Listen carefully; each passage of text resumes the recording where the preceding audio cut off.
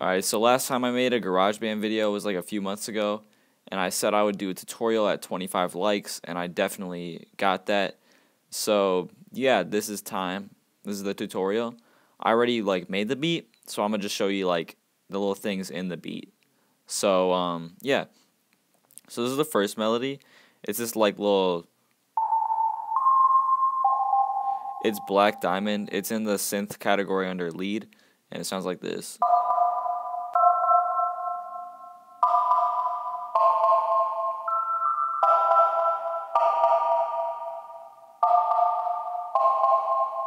Yeah, it's pretty cool. And then I made this next melody with this guitar. It's in the string category. Like, I'm saying that if you guys wanted to like use these noises. But yeah, this one, it has this like tropical sound, and I really like that. So I did this.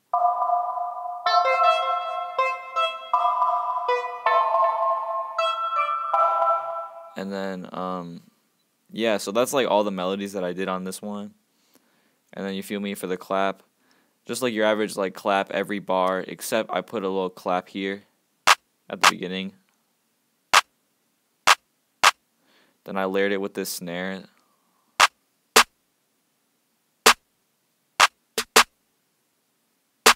And if you want any of these sounds, like I'm about to put out a drum kit and it's going to have all of these in it. And yes, you can use the drum kit in GarageBand.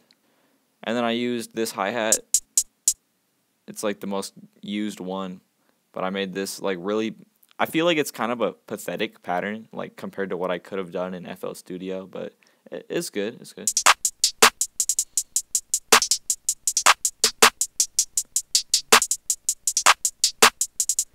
Yeah, it's pretty nice. And then of course, since I was going for like a little tropical sound, I had to use this little dirty little perk sound.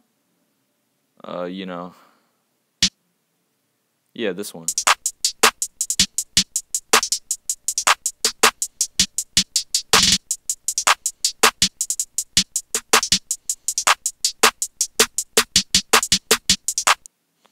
Yeah, any drum pattern with that sound is usually, you can't go wrong with that. And then yeah, I did up a lot of these patterns with like 8 bars because I didn't want it to get too repetitive. And then, yeah. And I know what you're thinking. Nick, is that a loop? Did you use a loop on your beat? Pfft, you wish I used a loop, because then you would, yeah. No, because when you use an open hi-hat and you throw it in a sampler in GarageBand, it like, you can't really find the actual sound of it, like the actual note. Or even with the shaker.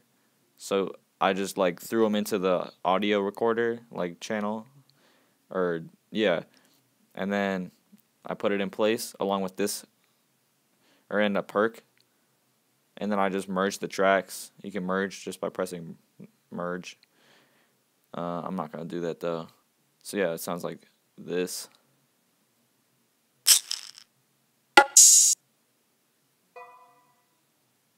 And then, yeah. So with everything else that I showed you, with all the other drums, it sounds like this.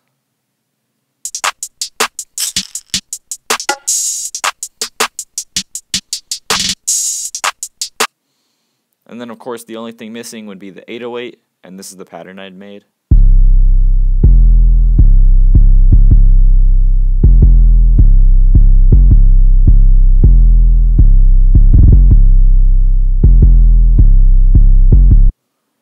Yeah, I just put a little stutter right here, and if you wanna make a stutter, it's like really easy. You just put the notes like really close to each other, just like that, and then yeah. And of course, I wasn't gonna have an 808 without a kick, so this is what the kick sounds like.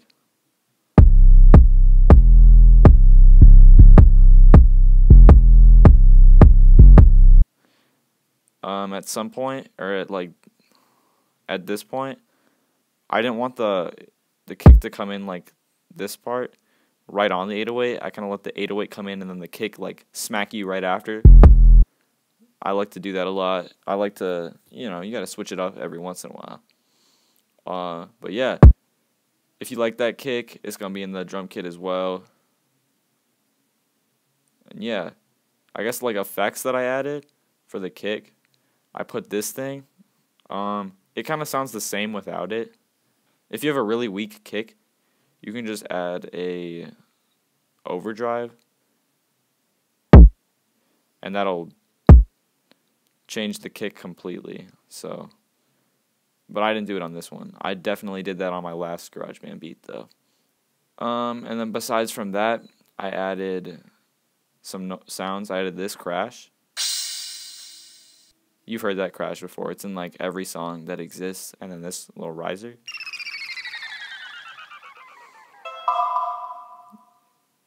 You probably heard that as well. But yeah.